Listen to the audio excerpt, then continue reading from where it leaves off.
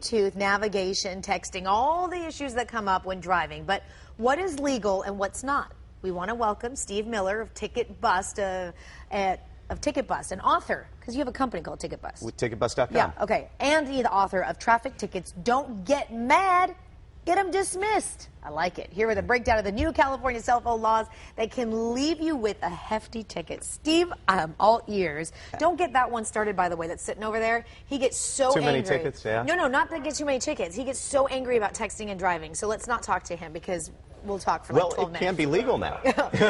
wait a minute. It can be legal It can be legal. now? Yes, it can be legal to text, to communicate to another person with using a hands-free device as long as you're using your voice-activated Bluetooth hooked into the car or with that device. It's legal to do that now, as of the first of the year. Really? So, for instance, your friend sends you a text. Okay. You could use your phone to turn on or turn off that voice-activated feature and dictate that text to them.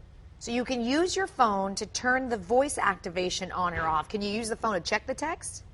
Well, as long as that phone can play back that text to you, you can't be holding it in your hand and reading that text. It. Right, because the basic law states that you can't communicate with another person to read, write, talk device. Okay. But if you're using a voice-activated system in your phone, you can use it to turn it on or turn it off. So a lot of phones can play back that text to you. So if you're hitting a button to play back that text, it's okay to audio do that. To hear that, yeah, you can't read it. Though. Okay, what are some of the other laws in like 2012 or 2013 that they were different in 2012?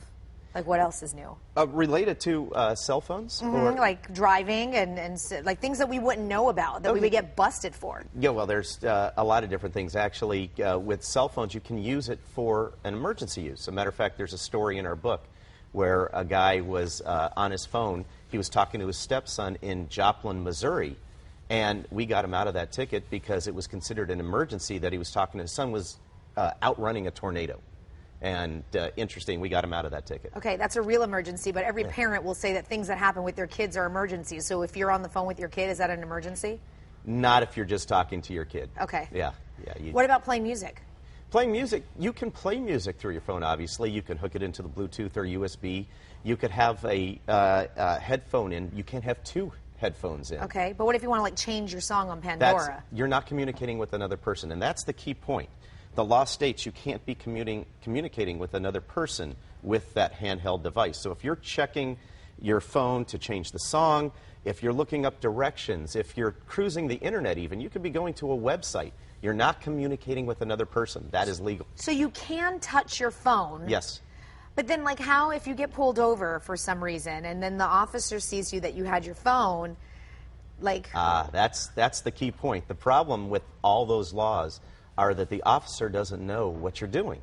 He sees you holding that phone, he sees you putting it up to your ear or holding it down here and looking down. He's going to think that you're using it for an illegal use and give you a ticket. It's up to you to prove that you weren't. Now that can be easy to do based on phone records, based on texting records, things like that. Okay. Before I let you go, just because I want to put this in perspective, how much are these tickets now in California for doing these things? Like how much minimum you're paying for? It's interesting because the cell phone and mobile phone tickets came out several years ago and everybody thought it was a $25 ticket. It's not. The minimum fine with all the fees added on is about $150 for the first ticket.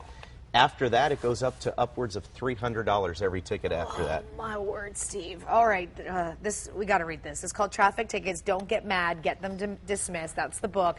Steve, you're coming back in our 9 o'clock